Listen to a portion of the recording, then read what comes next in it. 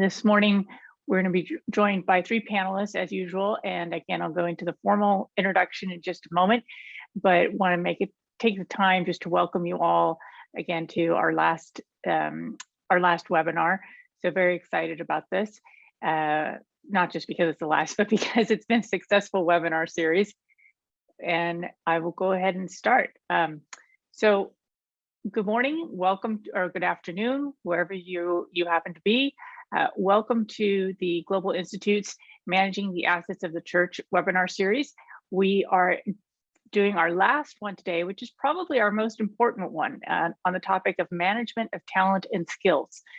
There's the story that's of St. Lawrence, who was a deacon, and he was asked to bring to the Roman officials, all of the riches of the church. And instead, he brought all of the poor. And I'm reminded of this because the church always thinks that it's the people who are the most important, and they are the wealth of the church. They are the riches of the church. And the same can be applied to all those who work for the church, lay, clerical, and religious. And we all know that there are problems in this area, but today we want to focus on some solutions and always, at the Global Institute of Church Management, we're always looking to move forward and to be constructive because, we can discuss problems all day long, but the real issue is how do we come up with solutions? How do we face these challenges? So the structure today it's the same as usual. I'm going to have a few minutes of introduction here, then we'll start a conversation with our panelists. So that will go for about 40 minutes. And then you will be able to ask Q&A throughout the webinar. At the bottom of your screen, there's a Q&A box. So I ask that you please use that to ask your questions at any point during the webinar. If we don't answer them during the main discussion, we'll answer them during the Q&A section, which will go about 12 to 15 minutes at the end. And this is usually a tight hour. You can feel free to contact us if you have additional questions, if you're looking for resources. Today, we're joined by three diverse experts, and I love this because the diversity is what makes these conversations so interesting. And I also love these webinars because I learn from them. I get to interact with experts that are experts in areas that are not my skill set. So I really enjoy it. So we're joined by Alessandro Sona. He's the director of Alpha Italy. And if I understand correctly, that is the largest growing or the fastest growing chapter of Alpha in the world. And then we're joined by COLBERT, who's the senior vice president at Challenger, Gray and Christmas in Dallas, Texas, here in the United States. And then we're also joined by Roberto Dandi, who works for us at the Program of Church Management. He's a researcher and faculty member. I think one of the most important things that Roberto does for us, though, is to oversee our capstone projects. So those of you who are familiar with our program know that we teach hard skills in a year-long certificate program or in executive intensive sessions. And the students are required to do a capstone project that's signed off on by their ecclesiastical superior. And Roberto is the person who helps the student to find a topic, a theme, or a project that they can implement when they return to their home community. And he's the one that guides them from start to finish because they have to be able to defend this capstone successfully in order to finish the project. So that having worked with Roberto for a couple of years now, I probably value this aspect of his vast expertise most. So in looking at the topic today, I think obviously it's really important to remember that how important culture is in a work environment. That it's the culture that's going to shape the work environment. And then when we do have to change, and every organization has to go through change can be really challenging. Usually there's a lot of fear involved. So we're going to be covering these two themes. The other one that I think is important to discuss is that while most of us will be talking about employees from a lay perspective, we do include in the general understanding clerics and religious who might be employees for the church, but obviously not at the level of priest personnel. We're not doing priest personnel management. This is general talent and skills working in the church. And what we have found is that there's a tension. I think all of us have experienced this. And when we were prepping for this webinar, we all had this experience of a clericalization that goes both ways, or clericalism that goes both ways. So in one, it can be a clergy that act on this clericalism and thinking that they're somehow superior to the lay, but it can also be lay people. And so we're going to get into kind of the depths of this conversation, and just starting now. Let me start perhaps with Calvin, because Alessandro, you focus more with volunteers, and if I can start with Calvin, because Calvin's firm helps people Calvin's firm does career transitioning coaching and executive coaching.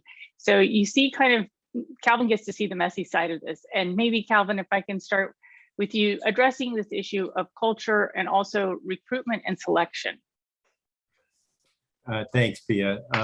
There is no doubt that what we are seeing today in all the work that we do with primarily companies in the United States and organizations, both for-profit and nonprofit, but we hear this across the world, that people want to work in organizations and be involved in organizations that they feel care about them.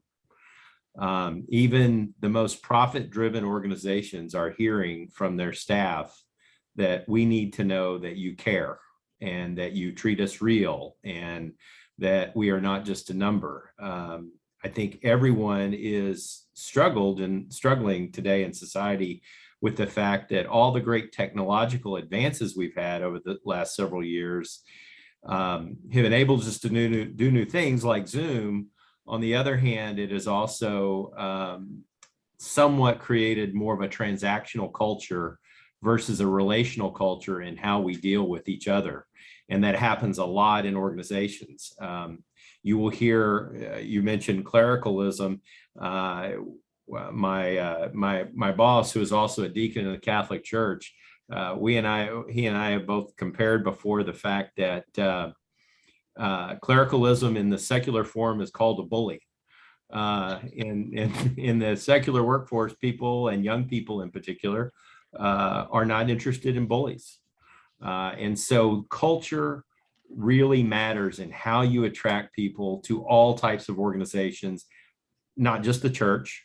And with regards to recruitment, having, for young people in particular, which the church, we know we need to do a better job of engaging youth, we have to be able to talk to them about careers and career pathing and understand their strengths and yes, their ambitions. And we can't expect them just to want to always work for free or nothing. So compensation becomes a part of this as well. Thank you, Calvin. And we just had a real estate conference in Rome that we did with Notre Dame. And we had Father John Pajunas, I've probably butchered his name. He's the Economo General of the Order of Franciscans Minor. And he gave a story about having to bring in a finance expert. And, as he explained, he makes €250 a month. So in his talk, he shared that, people around him thought, well, okay, we'll pay this layperson €300 a month, right? So he clearly had to address that within the culture. But then the other challenge was that he had selected a woman who was eminently qualified. It was a 9-month search, and he selected a woman. So bringing her into that environment really shook things up. And so maybe we can transition to Roberto a little bit. Roberto, would you like to speak to this issue of compensation and culture? Because it is a really big shift within the church. And we've gone from people who require very little in a stipend and no stipend to now we're paying lay professionals. And, there's the saying, you get what you pay for. Sure. First, thank you for inviting me and for the nice words at the beginning for my presentation. Peter Drucker, famous management guru, famously said, culture eats strategy for breakfast, because what he meant is not the strategy is not important, but that culture is even more important because it can make or break the organization. So It's actually very, let's say, soft concept, the culture, the set of values of a company or organization, religious organization, but it actually is the way that things are done in any organization. So what you just said, yes, it's important to have the right compensation, but most importantly, the right people in the right position. And I witnessed this by supervising these capstone projects by the students, and some of them talk about these issues. And I remember one particularly by a sister in a religious congregation. She's a treasurer, and she basically has this problem of not finding enough sisters in her congregation to cover the treasurer positions in every provinces, because it was a cultural thing. The money, dealing with money, dealing with economics is seen as something outside of the mission of the congregation. And while the very reason of our program of church management is to convince also that convince priests and lay who work in the church and religious, that management is part of the mission, because otherwise you cannot steward the resources effectively, and you cannot perform your mission effectively as well. So what she did was to try to, the first step to change the culture. So more information about the importance of budgeting, meeting, leadership, and also training programs for the novices, so that maybe in the future years she will get like a leadership pipeline in place, where she can get more candidates for these economic jobs in the congregation. So that's of course something very difficult, but we are working together on this aim. Thank you, Roberto. I just want to take the opportunity to remind our participants, we'd love to hear where you're from. So feel free to, in the chat box, let us know where you're from. And then also, if you have questions at any time during the webinar, be sure and put them in the Q&A box. It's much easier for us to track them in the Q&A box than the chat box. I want to turn to Alessandro. Alessandro, again, you are heading, you're heading Alpha Italy, which is the fastest growing chapter of Alpha in the world, and you work with volunteers. So your compensation is clearly different. What do you do? What would you add to guide us in this conversation about recruiting and selecting people? Because I imagine there's some selection process for your volunteers, and you're trying to identify what are their best skills and so forth.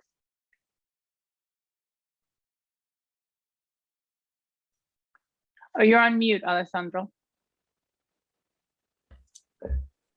Hello, everyone. Thank you for your invitation. I'm so happy to be here and share my little experience. I deal with many parishes and many churches in our country, hundreds of churches, and so I have the privilege to see the situation, the problems in these local churches, and the things that are going very well in terms of people, of the engaging people. And in my experience, the way to the important point is to have a number of people that find the origin of their faith. People have to discover the faith, to have a great experience of faith. They have to discover the power of the Holy Spirit. Then when you put this person in some initiatives or in some condition where they can express the talents they have, and they started to work, they start to create. And we as leaders, we have the possibility to see and to choose the right person. For example, I have a project now in Italy. We are translating an app, Bible in 1 year. Is an app with a commentary of the Bible every day. Okay, a very big work to translate every day 365 days. But it was a great opportunity for me to ask many people in our country to ask, come and help me if you want. And so I have 50 volunteers. And during this process, I am seeing that people is better to do this. This is great for relationships. This is great for translation.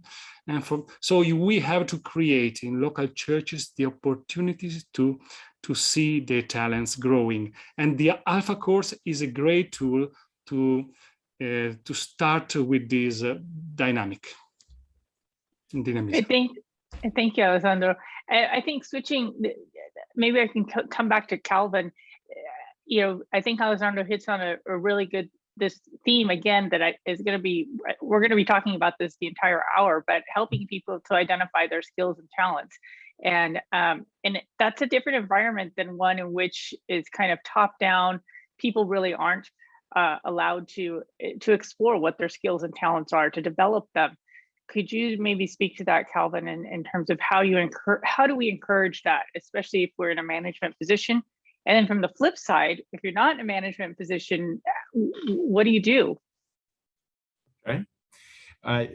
Thanks, Pia, and I'm glad you kind of went that direction. I was also going to comment, based upon Alessandro's work with volunteers, that when it comes to recruiting, both employees as well as volunteers, we have to have the same spirit. With volunteers, you never want to make it difficult or challenging to volunteer. You want them they want to bring their heart to you, and you want to put their talents to use. And in the recruiting side to organizations, I think a lot of times in the church, there's a challenge between people we know who are very committed to the faith versus being able to say, do they have the skills that we need to execute on the work that we need to be done? And many times, unfortunately, it is a challenge, right? It's a tension that you talked about earlier, that we may sacrifice because of someone we know, we believe their heart is in the right place. We may say, gee, we can't pay as well. We have to take what we can get, but we don't hire for the talents and the skills that are required to get the job done. And I think it is important to sort of balance that faith and pragmatism when you're recruiting, especially employees who are going to work for the church, because we do need people in the church. We know we have to be productive and organized and efficient and effective in all that we do. So now, in terms of engaging and keeping people, the investment in understanding strengths. There are so many assessment tools that are out free on the internet these days about what are somebody's strengths. Do parishes, do dioceses, do organizations take the time to use all the wonderful human resources tools that are out there today to help people learn about themselves, but then also help us to learn about each other? And I think many times, my experiences have been many times in church organizations, we don't want to, quote, invest or spend that money that way because we're worried it might be viewed as not directly mission oriented. And I think the reality is it is absolutely mission oriented when you're investing in the people of the church to help them work productively. So there are so many strengths-based tools, leadership development tools, personality tools that help us learn each other, learn who we are, that are very important.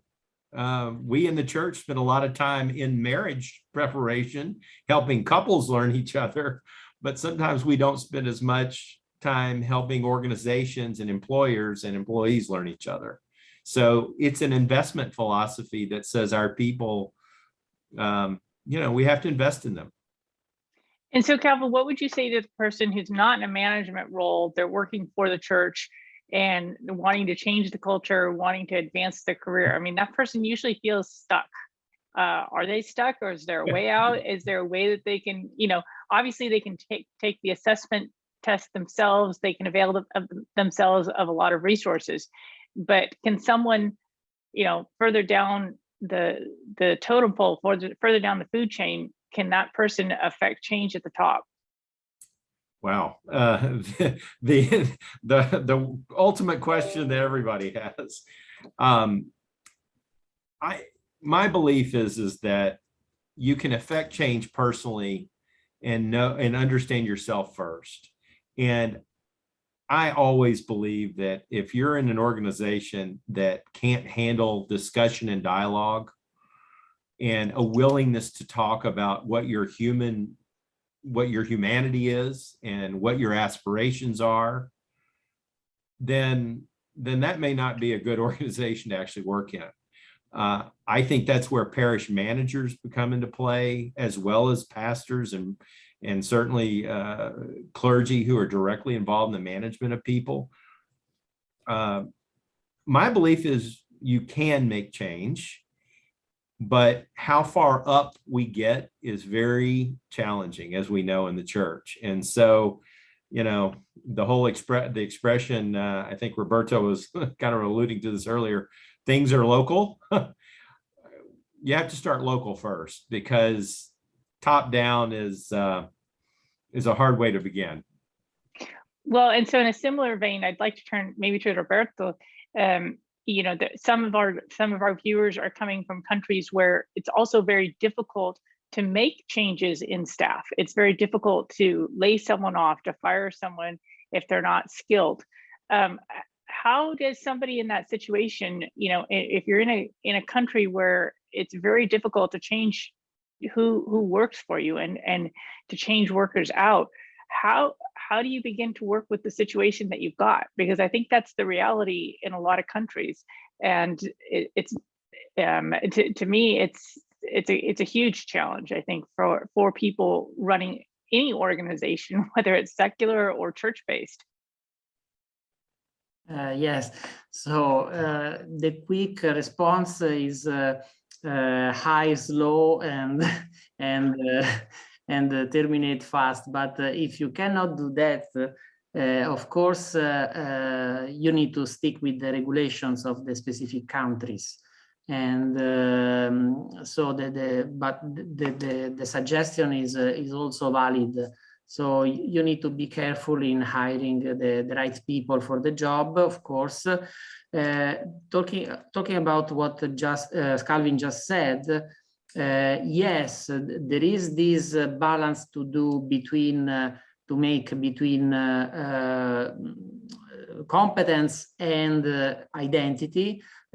Sometimes we can go to the opposite direction. So we go for competence and not identity. So, for example, I studied the healthcare system in the US. You know that in the US, more than half of the private hospitals are Catholic, and so they are very challenged to find the right balance between the balance sheet and the Catholic values, because of course they want to as a preferential group of clients, they want the poor people and the underprivileged people who cannot afford the healthcare, but they have to run the business. So in this, especially in these latest years, these hospitals merged with non-Catholic hospitals, so which provide the services which are not completely in line with the Catholic social teaching. So the identity here is at stake. So it's a fine line to find in hiring the right people, but also the best people for continuing the Catholic identity. And about this, I can mention 2 cases. One in Italy, in Rome. You know that we have a river in Rome. It's called the Tiber, and there is an island on which there always been a hospital since 2,500 years, because the Romans had like the temple of Asclepius, I think it's the right pronunciation, and it was a hospital. And in the Middle Ages, they continued to heal the sick there because they were, not close to the other population. But then we have in the 16th century, we had the foundation by Saint John of the Cross, the Fate Bene Fratelli Hospital, which is a leading hospital in Italy, especially for births. And so they have this objective to keep their identity, even if the vast majority is not religious working there, but they are lay. Still, they communicate, they reward, and they train about Catholic identity. So they call it charismatic leadership. And so they hire the best people, but then they train them, they inform them about the values they have that they want to keep. And the same, another example is the St. Elizabeth Hospital in Heidelberg, who is run by, was founded by Father Robert McCulloch, a partner of this program. And so he told us that even in Pakistan, where the surroundings, of course, are non-Catholic, and all the personnel is Muslim, most of it, they still want to show their Catholic identity whenever it's possible, on Easter, on Christmas, and so they are proud of it. And also, of course, through the management of the patient, through a holistic way of managing them, both physically and spiritually. Thank you, Roberto. Again, I want to remind people, feel free to submit your questions in the Q&A box at the bottom of the screen. It should be towards the right of your screen. We'd love to get your questions. Alessandro, maybe I can turn to you again, because you're combining, I mean, Alpha is a formation program of at its core. And from that program, you're also getting volunteers and shaping volunteers. Are there any experiences that you can share with us of kind of helping people to come to some realization about their skill set, what they're meant to do, et cetera? Because since you have this retreat process that's part of your formation, in some ways, it's very much more in depth than what most people go through in a job search. Yes, thank you. And with Alpha, as Alpha team in Italy, we support the church, we support priests and teams, we train them to run the Alpha course. So our purpose in our country is to deliver the Alpha course and help churches to use it very well. The Alpha course, when he is used in a parish, produces his fruits. In particular, help the church, help parishioners to invite people. And this is a first great result, because parishioners typically in Italy, in our country, has lost the desire to go outside and invite people. And so they are typically parish who care about the maintenance, not the mission. So the running Alpha, they start to enjoy the joy of invite people, to see new people come, non-believers come. And then Alpha creates this space where people come, share about their life questions and questions about faith. So Alpha creates the conditions in which people discover their talent given by God. So in a local parish, we as Alpha do not say what to do. We help to create this space, and we leave the Holy Spirit in that parish according to the pastoral plan of the church to operate. We have seen very great, very interesting results. Some parish, for example, the parish of Father Rito is attending this conference. The Father Rito has allowed many parishioners to be involved, and he has delegated many people to new talents, to new tasks. And now he's working to train his leaders and to support them, the spirituality of them.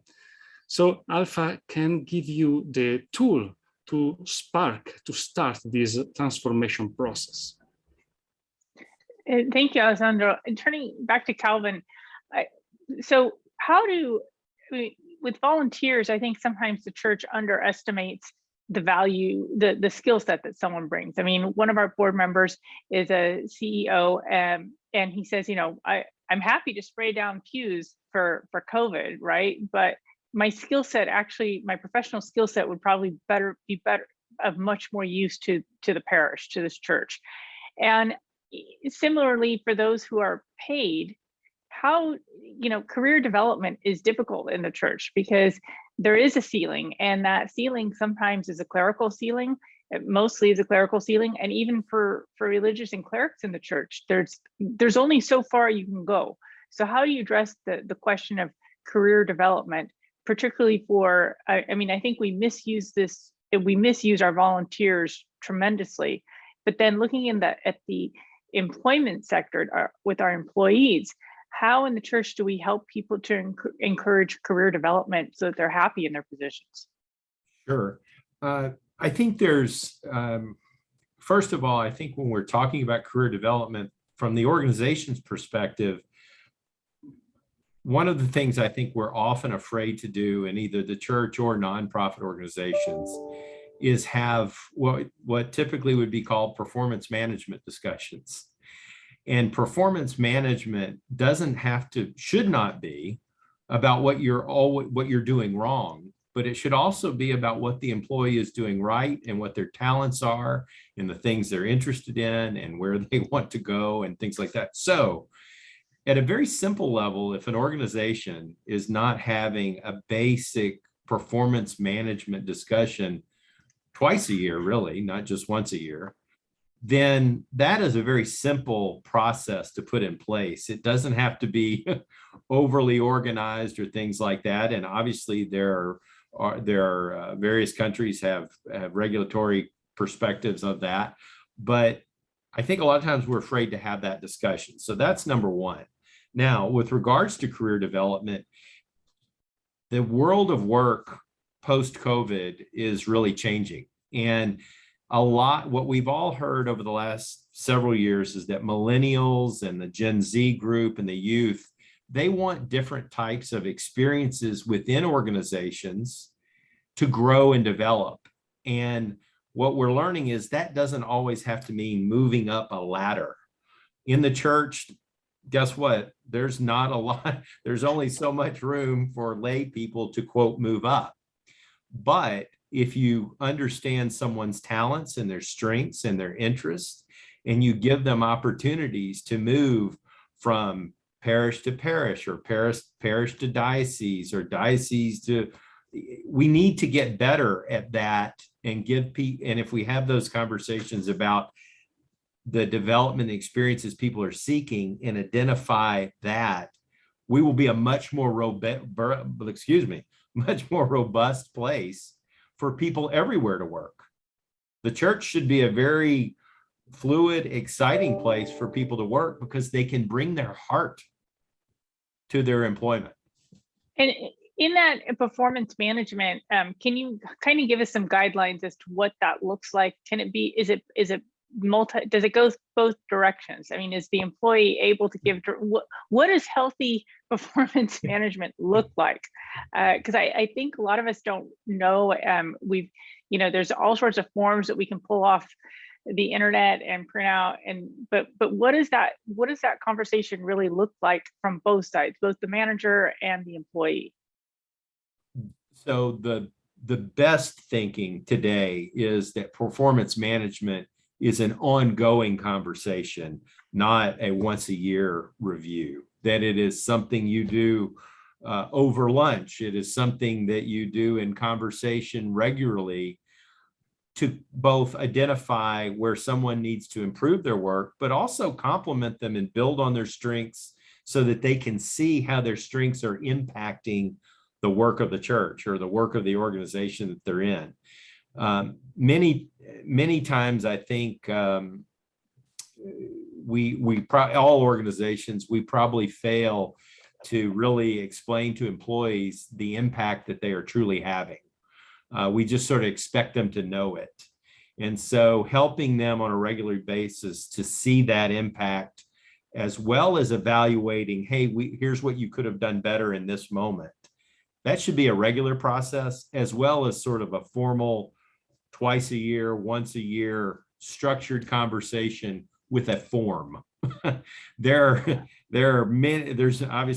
entire industry developed around performance management tools and diagnostics, but I don't think you have to overcomplicate it.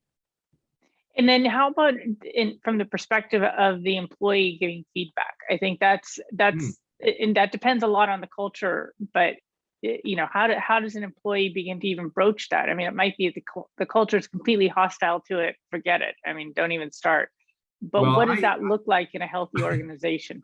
So I will say that I personally struggle that if someone is working for the church and they are not allowed or able to give feedback out of fear or retribution, then shame on the church and shame on the organization, right? We are the ultimate human resource relational place for people to be.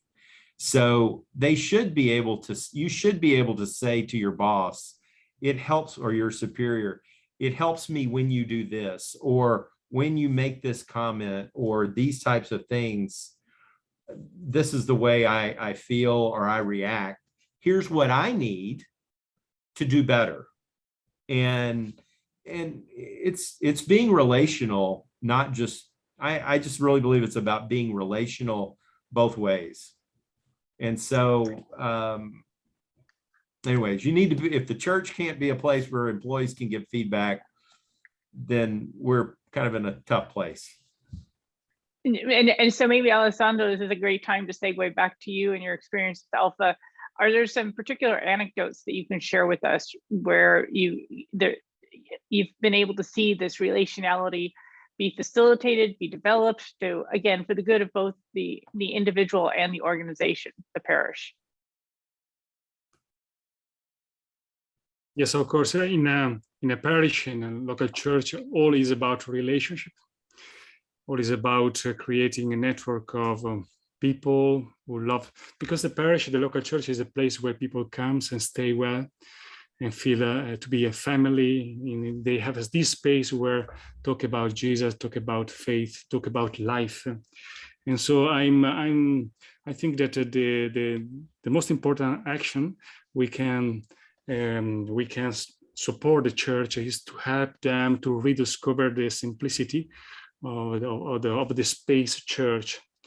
Because if we help them to simplify the church structure and to help them to be hospitable, to allow the Jesus and the Holy Spirit to meet the people, we have talents, we have more people, we have an easy recruitment, we have talents, we have a lot of opportunities. So I do believe that this is very important, to start from the relationships, to start from the core of our faith, to start our, like in the beginning of our Christianity, the very first small groups of Christians, they were happy to stay together in small groups, to talk about Jesus, to ask the gift of the Holy Spirit, and to see what God wants to do. My experience is that when we ask the right person, we ask to come, for example, the families. In our church, we have a lot of families, a lot of married couples. Sometimes they are there, but they do not know what to do. They are married couples, young couple. They have nothing to do. There is no proposal for them. There is a treasure in a parish of people, of talent to be discovered. And so I think relationships and the relational matter is so important. Thank you. And Roberto, would you like to jump in on this? Yes, I totally agree with what Alessandro and Calvin just said. I think that the church should embrace always the value of communio, being a community of people and having real relationships between its members. And of course, the talk about performance management, for me, it's very important, especially in the church, because in the church there are some difficulties on that. The first is that it's difficult to measure performances in the church because of the spiritual mission, of course. There are some best practices on that. For example, we hosted Father Rocky from Relevant Radio in the US, the very famous and important radio in the US, and he talked about their measurement of performance. They run a survey periodically about targeted to their listeners, and they ask questions like, do you pray more because of Relevant Radio? Do you go to Mass, come back to Mass because of that? So they try to measure that, but of course it's very difficult. And another case, of course, is you can find it in Father Mallon's, James Mallon's books about divine renovation.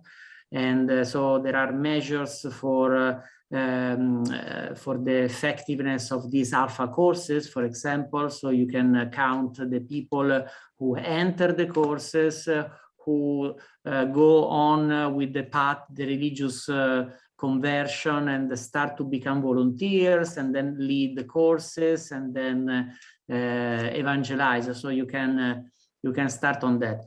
The other difficulty, other than measuring performance, is how to do it. Because I totally agree that periodical, once a year or twice a year performance management discussions are not enough, and people hate it. Both managers and employees, they just hate it, because these discussions most of the times arrive as a surprise. Now these critics, etc. If you add to that a continuous feedback, it's much better.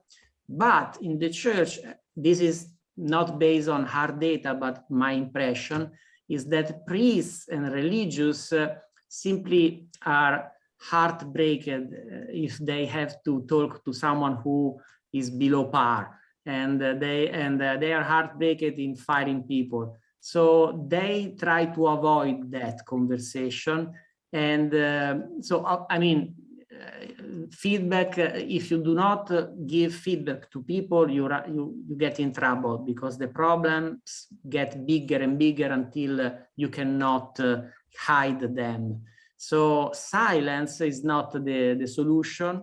There are other bad behaviors like starting to micromanage or even violence, but these are not the cases of course of the church. I think the most frequent one is silence, and we need to change that. We need to promote some training on how to give feedback, positive feedback that keep the relationship with the church members. I think that's a great point, Roberto, and I want to turn to Calvin.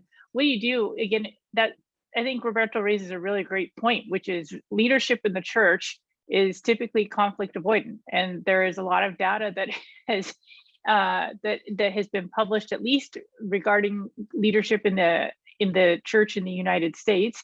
So how do you begin to, what advice can you give to those leaders that are conflict avoidant, and what advice can you give to the people who are working for conflict avoidant leaders?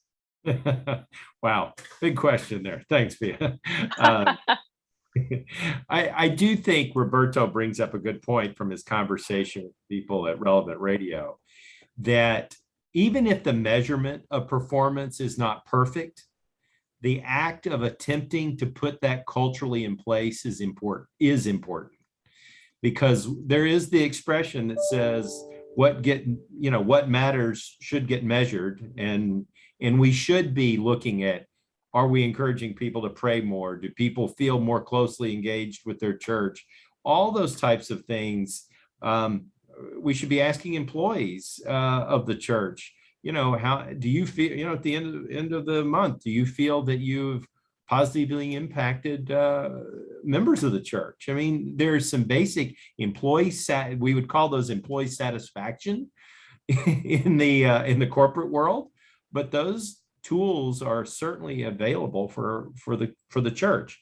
Now, how do you teach someone to give feedback or handle the challenging conversations? I will say this, for those who are married or have kids, certainly if you have children, you know that you would never run your household and not give feedback. To Roberto's example, it would be disastrous. And we know that certainly in marriages, to get what you need and each person needs, you have to give feedback to each other. So how do you teach that to a culture that is afraid of offending? Number one, you can use outside resources like coaching, using training programs. That there are certainly programs that talk about crucial conversations is a very popular program that helps managers overcome that, gee, I don't want to hurt your feelings mentality. I think ultimately, though, as a leader in the church, people have to say, by not saying something, am I hurting the church more? We know that I think Roberto's words about silence is not acceptable. We know where silence has hurt the church in other areas. And this is the same thing.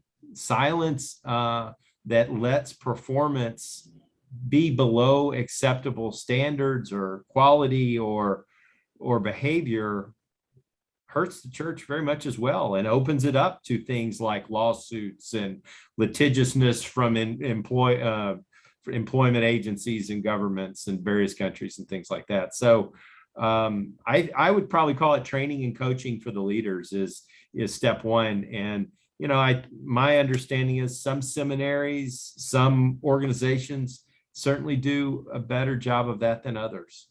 It's very mixed. Right, thank you. I want to turn to some of our questions. We have a question here regarding the change of mentality and volunteer work and remuneration. So how do we begin to change the mentality when there's a position that's always been voluntary? Let's say someone who's a lay catechist, or I think the term here that this participant is using is a pastoral agent. And that's something that's always been voluntary. It's a free service that the church hasn't had to pay for, or maybe there's been a collection and that's the only remunerations. How do we begin to change this to help people, to help the church, not just church leaders, but it's also the church community. The church community has to provide the resources so that people can be compensated. How do we begin to change this mentality? Because if we're going to have, not everybody can, if you have the DRE, the Director of Religious Ed of a parish, and it's a full-time position, that person generally has to be compensated. And yet in former times, that would have been done by a religious or cleric. It would have been done for free. How do we shift this mentality, to this mentality of, yeah, we have to compensate people for their time and their skills? And I'll let anyone take that who wants to. I will begin with, I think one of the former in the United States, and the former CEO of the Daughters of Charity, I can't remember the sister's name, but she made a comment once that said, no margin, no mission. And I do think that most people today understand that concept. That doesn't mean that people are making millions of euro and dollars while working for the church. But I think we have to say to our congregants that, and be willing to say, we need you to tithe and give money, because if we're going to be as effective an organization that you would like to be a part of, we have to have a certain level of competence and capacity that is not just volunteer.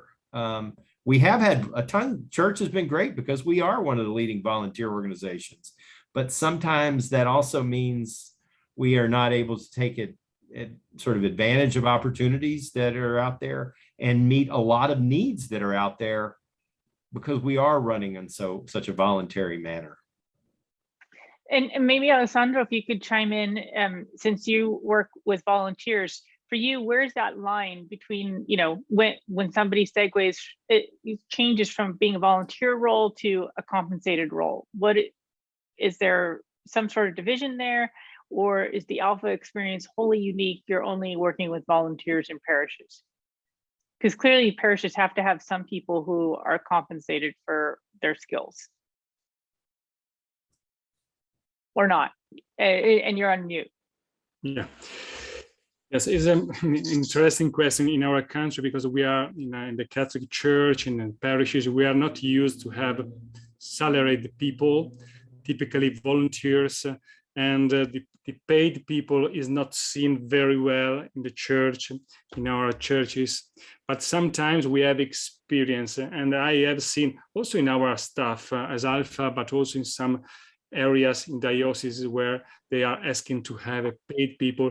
I have seen that the presence of a paid person, gives a stability, gives a structure, a better and stronger structure to the parish, to the pastoral plan, because you can count on a person that works there. The problem is as you said, that how to combine them in order to create a good atmosphere between the persons, you know. And I think we have to point to the mission, to the origin of this service. We are all here to serve God, to serve the Church of Christ, regardless of you are paid or you are volunteer. So we have to help people to look at the most important thing we have. We are here to proclaim the good news and transform this church. But it's a very difficult point.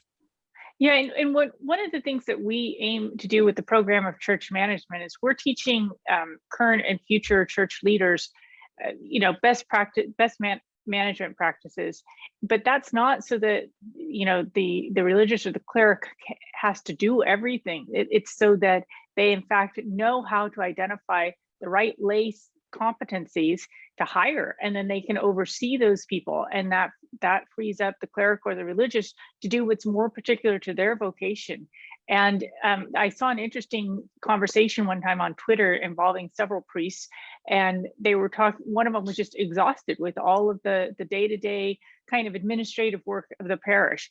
And another priest jumped in and he said, you know, why don't you just go ahead and go to a couple of benefactors, raise the money for a lay parish administrator. That person's going to do the job better than you will, and you're going to feel better, and you're going to be able to do what's more particular to your role, life and vocation as a priest, which is what the parish needs. The parish doesn't need the pastor to be the parish administrator. They need him to be the pastor and to provide, you know, really to provide that sacramental life that's so essential. And so it's just a question of, I think, identifying like, well, wait, what is the priority for each vocation?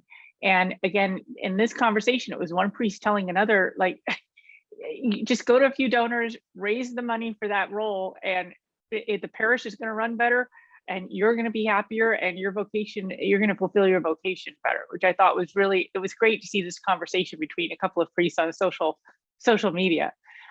We have another question here, and I think maybe Roberto can address this, or any of our panelists can jump in, but is it okay for the church to enter into the business world, since the paradigm is that the church is centered more on charity and donations? So I think, I mean, I would respond yes, but I'd love to hear from Roberto, because we have so many of our capstone projects are precisely the church engaging in the business world and using those using that revenue to support the church. So Roberto, perhaps you could speak to that.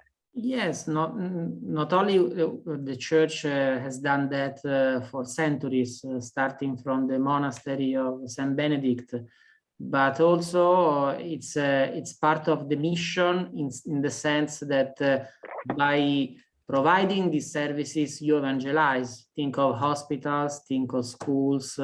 It's a way to bring Christ to people who don't know him. And so it's that's why the businesses of the church should be open to anyone, even non-Catholic, of course, because it's our mission to give testimony of the God's love in any ways. And so it's not just a revenue source for the church, but also a way to evangelize, I think. Thank you, Roberto. I'm going to turn to Calvin for our last question. For many, to move up means to see that one is having a positive impact. How can church organizations make sure to offer real steps of progress when employees or volunteers make a contribution to the mission? Just keep things running, and the maintenance model can be less motivating than to know that one has affected positive change. Well, I think very directly, number one, as I'm listening to our conversation here, I think the idea of a more structured investment in what we would call human resource within the organizations is just imperative. We cannot expect the church to grow and just sort of let volunteers and let us all sort of self-organize. The ability to how we manage our human resources and organize them is an important part of church management. But unfortunately, I think traditionally that has been the sort of the last part of church management often thought about. So you have got to invest in the systems, the tools, like there's, I mentioned assessments earlier. And the priest story you just gave, it's people understanding their strengths and where they should contribute. But there's also a ton of recognition programs that, quote, the corporate world likes to use, but we probably in the church world are not quite as good about recognizing regularly the contributions that volunteers make, and all those things. We probably do not recognize, as I'm thinking through this, I don't think we do that much, or at least as much as we should. So simple recognition programs can go a long way for both employees and volunteers. If I can add on that, please. We met last week. We met here at the university Father Thomas Gaunt, the director of CARA, famous research center of Georgetown University. He told us that when he surveyed the dioceses about the relationship between the bishop and the priests, so the most frequent suggestion he gives to the bishop is you need to keep and maintain the relationships with the priest. Whenever you go visit a parish, plan to stop in the middle of the road to meet with another priest, and ask your secretary to remind yourself about the birthdays of each priest in your diocese, and make a call just to say hi. So that's very important. It's part of the communion of the church. So this is I totally agree with just what Calvin just said. Thank you, Roberto. And I want to thank all of our panelists for lending us their expertise for this time today. And I truly believe that the people are the church's greatest treasure, and it's the volunteers, it's the people who are paid professionals, but without them, whatever their state in life, the church would be nothing. So I'm glad that we were able to end this series on managing the assets of the church on probably what is the most important asset of the church. And the conversation too, I think, is a great setup for our announcing our series next year. So next year, we're going to be partnering with Catholic Leadership Institute here in the United States. And we will be looking at the theme of mission and in management. So how do we keep mission at the front of management in all these different aspects of the church? And so we'll start up again in September, and you will be getting updates on that well in advance. So we look forward to having you join us. And again, thank you very much. I'm Pia De Soleni, the Director the president and executive director of the Global Institute of Church Management. So thanks for joining us, and I hope you all have a wonderful summer, and we will see you again in September. And again, thanks to all of our panelists. Thank you. Bye. Thank you. Thank you. Bye-bye.